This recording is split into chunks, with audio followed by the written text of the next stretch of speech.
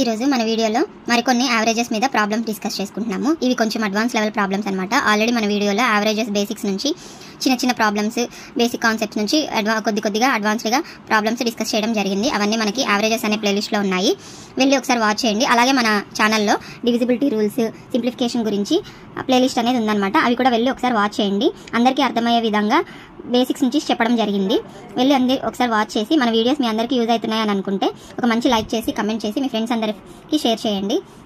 అలాగే మన వీడియోస్ ఎప్పటికప్పుడు మీకు అప్డేటెడ్గా రావాలి అనుకుంటే సబ్స్క్రైబ్ చేసుకొని బెల్ బటన్ ఆన్ చేసుకొని పెట్టుకోండి. సో నేను పెట్టిన ప్రతి వీడియో మీ వరకు వస్తూ ఉంటుందన్నమాట. సో ఇక్కడ ఫస్ట్ ప్రాబ్లమ్ ఇవాళ వచ్చేసి the average age of 8 men is increased by 2 years when 2 of them whose ages are 21 years and 23 years are replaced by 2 new men.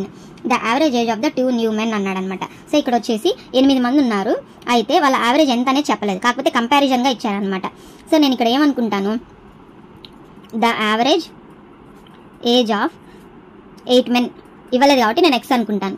అయితే వాడు ఏమన్నాడు, ఇందులో when 2 of them whose ages are 21 years and 23 years అన్నాడు అనమాట. అంటే ఈ 8 మందిలో 6 మంది ప్లస్ ఇద్దరు ఏజెస్ 21 years ప్లస్ 23 years ఉన్నారనమాట. వీళ్ళ యావరేజ్ అంతా ఎక్స్ అని నేను అనుకుంటున్నాను. సో ఇక్కడ ఎక్స్ అనుకుంటే ఇక్కడ ఏమవుతుంది, 6 men age total plus 44 is equal to 8x అవుతుంది. అయితే ఇక్కడ 6 menకి is equal to 8x minus 44 అనే ఈక్వేషన్ రాసుకోవచ్చు అనమాట. సో ఇప్పుడు మనకి మళ్ళీ వాడు ఏమిచ్చాడు, వీళ్ళిద్దరిని అంటే ఈ 21 years 23 years వాళ్ళిద్దరిని కొత్త వాళ్ళతో రీప్లేస్ చేశారు అని అన్నారు. అంటే రీప్లేస్ చేసింది M1 M2 ఇద్దరు పర్సన్స్ అనుకుంటాను. సో వాళ్ళతో రీప్లేస్ చేస్తే యావరేజ్ 2 years ఇంక్రీజ్ అవుతుంది అన్నాడు అనమాట. అయితే new persons M1 M2 include చేసిన తర్వాత యావరేజ్ ఏమవుతుంది అంటే 6 persons 6 men plus extra M1 plus M2 by 8 is equal to ఉన్న యావరేజ్కి 2 ఇంక్రీజ్ అంటే 2 అనేది 2 years ఇంక్రీజ్ అవుతుంది. అప్పుడు 6 men plus M1 plus M2 is equal to 8 into X plus 2 అంటే 8x ప్లస్ 16. ఇక్కడ 6 men అంటే మనకి ఏమని వచ్చింది, 8x minus 44 plus M1 plus M2 అంటే 6 men అనేది ఇక్కడ 8x ప్లస్ 44 ఉంది కాబట్టి దీన్ని ఇక్కడ రీప్లేస్ చేసుకుంటాము.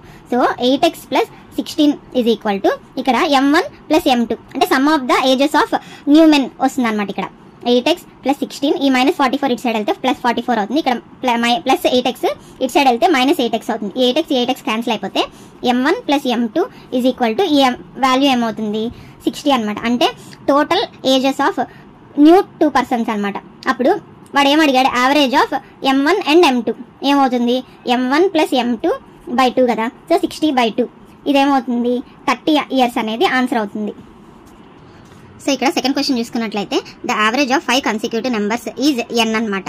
If the next 2 numbers are also included then the average of total 7 numbers is అన్నాడు అనమాట. అంటే ఇక్కడ ఏమవుతుంది, సో ఇక్కడ ఏమన్నాడంటే 5 consecutive numbers అన్నాడు. అంటే x అనేది ఫస్ట్ కన్సిక్యూటివ్ నెంబర్ అనుకుంటే 5 numbers, x+1 సెకండ్ది, x+2 థర్డ్ది, x+3 ఫోర్త్ది, x+4 ఫిఫ్త్ది. సో వీటన్నిటికీ యావరేజ్ n అన్నాడు అనమాట. So x plus x+1 plus x+2 plus x+3 plus x+4 by 5 is equal to n అనమాట.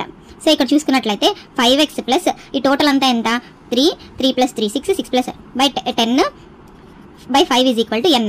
So 5 of x+2 by 5 is equal to n అనమాట. So ఇది క్యాన్సిల్ అయిపోతే n is equal to x+2 అంటే x+2 అనేది average, అది n అని ఇచ్చాడనమాట. Already 5 consecutive numbers కి n అనేది యావరేజ్ అనమాట. So n is equal to ఇది అవుతుంది అనమాట. అయితే నెక్స్ట్ ఇక్కడ వీడేమన్నాడు, next 2 numbers is also included అనమాట. అంటే ఇక్కడ ఆల్రెడీ 5 numbers ఉంది, నెక్స్ట్ 2 numbers ఏమవుతాయి, x+5 x+6 అవుతుంది కదా. వీటికి యావరేజ్ ఏమవుతుంది అన్నాడు అనమాట. సో ఇక్కడ చూసుకున్నట్లయితే టోటల్ యావరేజ్ ఆఫ్ 7 numbers అనమాట. So x+1 plus x+2 plus x+3 plus x+4 plus x+5 plus x+6 total by 7 is equal to మనం కనుక్కోవాలి. ఇక్కడ వచ్చేసి 7x ప్లస్ 21 ఈ సమ్ అంతా కలిపి 21 వస్తుంది బై 7. సో 7 కామన్గా తీసేస్తే x+3 బై 7. ఇక్కడ 7 క్యాన్సిల్ అయిపోయి x+3 వచ్చింది అనమాట. ఇక్కడ ఆల్రెడీ మనకి x+2 అంటే n అనేది తెలుసు కాబట్టి సో n+1 అని రాసుకోవచ్చా. So new average is n+1 అవుతుంది అనమాట.